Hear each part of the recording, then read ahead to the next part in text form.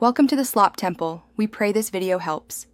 You begin by auditing your FBA SKUs to identify aged inventory, stranded units, and fee-heavy items.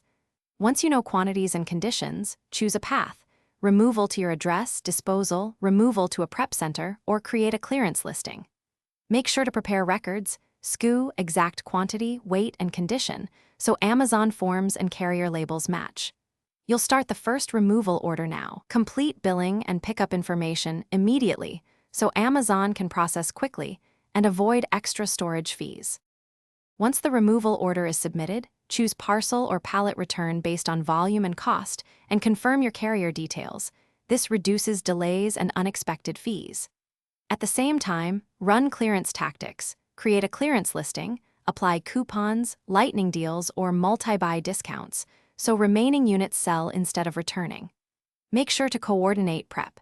Inspect returned units immediately for resale condition, repackage or label for liquidation, and decide whether to send to a liquidator if unit economics favor bulk. You finish by reconciling inventory and accounting, record returned quantities, COGS adjustments, storage and removal fees, and any disposal charges. If you used a liquidator, verify pickup dates, condition acceptance, and payment timing to close the loop. Make sure to audit Amazon's transactions, and if something's wrong, file a reimbursement or fee dispute within Amazon's 90-day window. Keep photos and order ID.